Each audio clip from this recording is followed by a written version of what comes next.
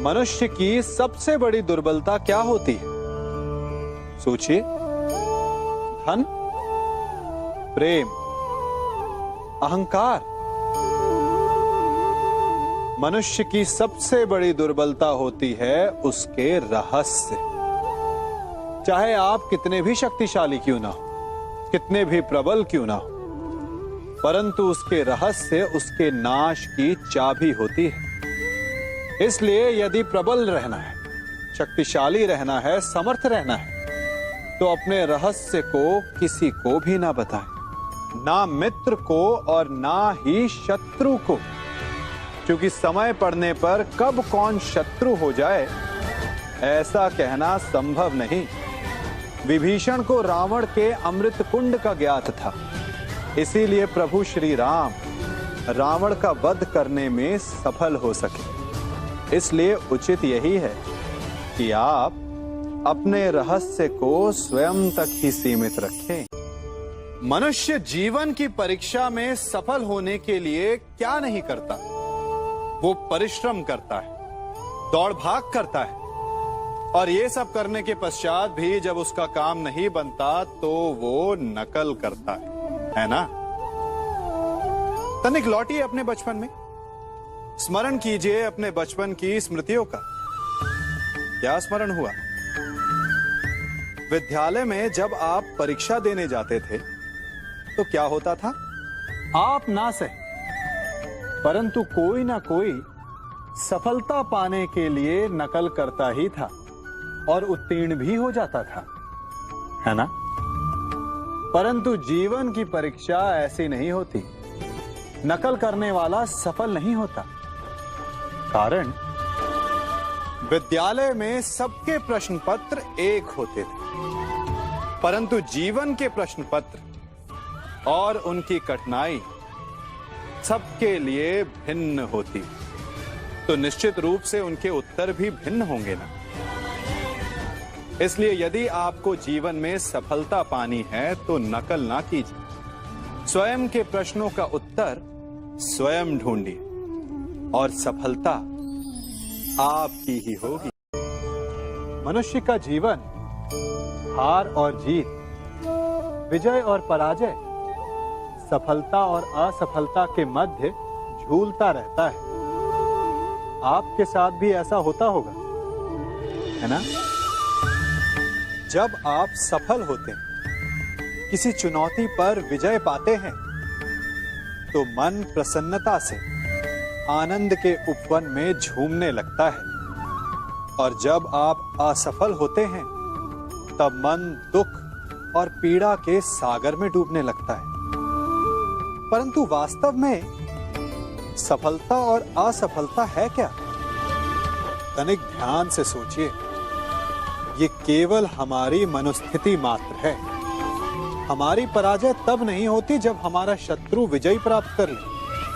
हमारी पराजय तब होती है जब हम पराजय स्वीकार कर लें। हम असफल तब नहीं होते जब हम लक्ष्य ना पा सके। हम असफल तब होते हैं जब हम प्रयास करना बंद कर दें। इसलिए प्रयास करते रहें और हार ना माने, क्योंकि जिस दिन आप हार स्वीकारना बंद कर देंगे, जीत आपके चरणों में होगी। सबने बरगद के वृक्ष को तो देखा ही होगा। क्या आपको ज्ञात है, बरगद के वृक्ष के बीज का आकार राई से भी छोटा होता है, परंतु बरगद का वृक्ष संसार के महाकाय वृक्षों में जाना जाता है। जब उसका जन्म होता है तब उसमें वो जटाएं, वो शाखाएं नहीं होती, परंतु जैसे जैसे उसका विस्तार होता है, जैसे जैसे वो अधिक शाखाओं का भार उठाता है, अधिक पत्तियों का सृजन करता है, वैसे वैसे उसकी शाखाएं जटाएं बनकर जड़ तक पहुंचती है और इस वृक्ष को सहारा देती है।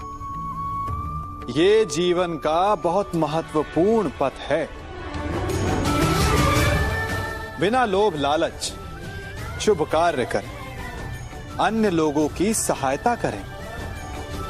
धीरे धीरे आपने जिनकी सहायता की वो आपके सहायक बनते जाएं। आपकी जड़ों को और बलशाली बनाएंगे, आयु, मान और आकार बढ़ाएंगे। सहजीवन, सहायता और निष्काम कर्म आपको मृत्यु के पश्चात भी मरने नहीं देगा, आपको अमर रखेगा। हमारा शरीर प्रकृति का एक महान आविष्कार है। इससे जटिल संरचना संसार में और कोई नहीं। हमारा शरीर जितना जटिल है, यदि इसे ठीक से जाना जाए तो इससे अधिक सरल ज्ञान देने वाला और कोई नहीं। हमारे शरीर में 5 इंद्रियां होती हैं जो हमें भाव, गुण और वस्तुओं का बोध कराती हैं। हमारे पास आंखें हैं, नाक है, स्पर्श के लिए त्वचा है, कान है और जीभा है। सबका भिन्न भिन्न कार्य है। आंखों से देखना, कानों से सुनना, नथनों से श्वास लेना, त्वचा से स्पर्श करना और जीभा से स्वाद लेना। परंतु क्या आपने कभी सोचा कि प्रकृति ने हमें 2 आंखें दी, 2 नथने दी, 2 कान दी, स्पर्श के लिए ये पूरा शरीर दिया, परंतु जीभा केवल 1 दी? ऐसा क्यों? क्योंकि प्रकृति चाहती है कि हम देखें अधिक, सुने अधिक और ज्ञान अधिक अर्जित करें, बोले कम। क्योंकि अधिक वाचाल नाश को निमंत्रण देता है। स्मरण रखिएगा।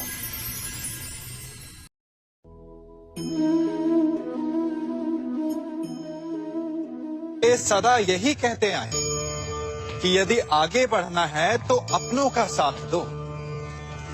सत्य कहते हैं, अपनों का साथ देना ही चाहिए, परंतु साथ देने से पूर्व ये अवश्य पहचान लेना चाहिए कि अपने हैं कौन। क्या अपने वही होते हैं जिनके साथ हमारा रक्त संबंध होता है, या अपने मित्र?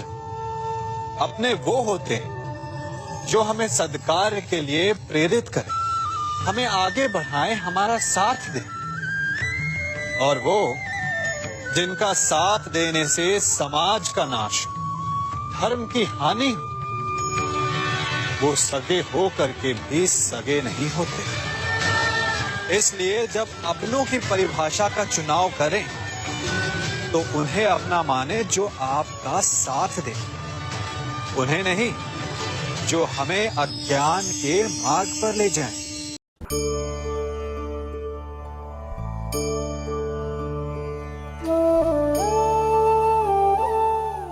आप जिनसे प्रेम करते हैं, सदा उनके समीप रहना चाहते हैं, नहीं चाहते कि कभी अपनों से दूर होना पड़े, बिछड़ना पड़े। परंतु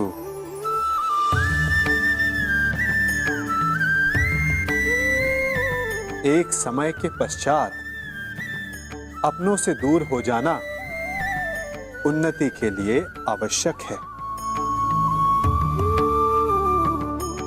आप माता पिता हैं ना? यदि आप अपनी संतान के जीवन के हर पग पर उनका मार्गदर्शन करते रहेंगे तो आपकी संतान स्वयं मार्ग चुनना कैसे सीखेगी? मार्ग के कांटों से स्वयं को बचाना कैसे सीखेगी? इसीलिए एक समय के पश्चात अपनों से बनाई गई दूरी सदा लाभदायक रहती है। आज मैं आप सबको एक कथा सुनाता हूं। एक दिन प्रातः एक व्यापारी अपने घर से निकला। घर से निकलते ही एक बिल्ली ने उस व्यापारी का मार्ग काट दिया। व्यापारी घबरा गया। वो फिर से घर लौट गया और शुभ घड़ी की प्रतीक्षा करने लगा। और जब वो पुनः अपने घर से निकला तब वो वाहन जा चुका था जिससे राजा तक पहुंचकर उसे भेंट देनी थी। राजा को भेंट नहीं मिली। राजा क्रोधित हो गए। राजा ने उस व्यापारी का व्यापार बंद करवा दिया। इस कारण व्यापारी क्रोधित होकर घर पर अपनी पत्नी से लड़ बैठा।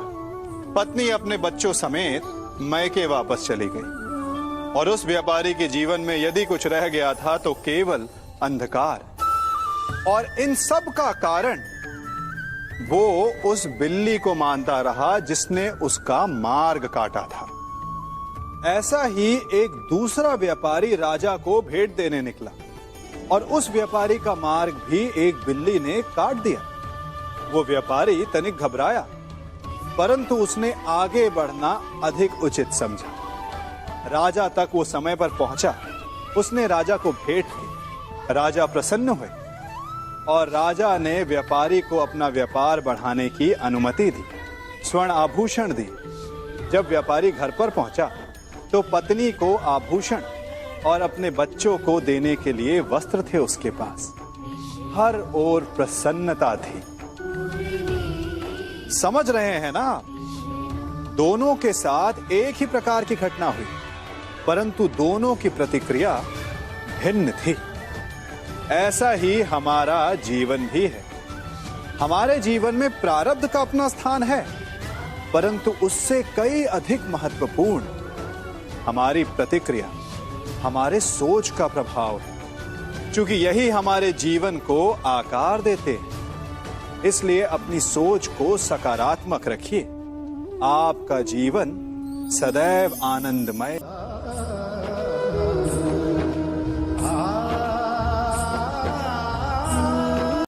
हम सभी अपने जीवन में कोई ना कोई कार्य करते हैं।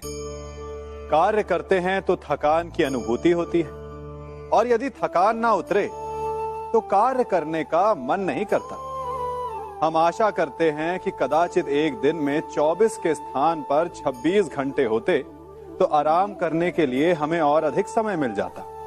हमें ऐसा अनुभव होता है कि हम बहुत अधिक कार्य कर रहे हैं, है ना? परंतु क्या आपने कभी सोचा है कि जो लोग संसार में सफल हैं, उनके पास भी सफल होने के लिए दिन में केवल 24 घंटे थे? तो फिर वो सफल क्यों है? इसका एक छोटा सा रहस्य है। वो कार्य चुनते हैं जो उन्हें प्रिय है, जिसे करने में उन्हें आनंद आता है। उन्हें लगता ही नहीं कि वो कार्य कर रहे हैं, उन्हें लगता है कि वो प्रतिपल आनंद मना रहे। और जब आप आनंद मनाते हैं तो थकान कैसी? इसलिए यदि आप जीवन में कोई भी कार्य करें तो वो आपके मन को भाना चाहिए, या जो कार्य आप कर रहे हैं उसे अपने मन को भा देने दो। सफलता आपको मिलेगी। कभी सोचा है हमारा जीवन भी उस रेत की घड़ी की भांति है? जो रेत नीचे गिर चुकी है वो हमारा अतीत है। जो अब भी ऊपर है वो हमारा आने वाला भविष्य है। और वर्तमान ये संकुचित स्थल है जहां से धीरे धीरे करके रेत गिर रही है। अर्थात हमारे पास जीने के लिए यही एक क्षण है। उसका उपयोग कैसे करना है ये हम पर निर्भर करता है। जो बीत गया उसका दुख मनाना है, या जो भविष्य में होने वाला है उसकी प्रतीक्षा में क्रोध करना है। सब कुछ करने के लिए यही एक क्षण है। प्रसन्न रहना है तो उसके लिए भी यही एक पल है।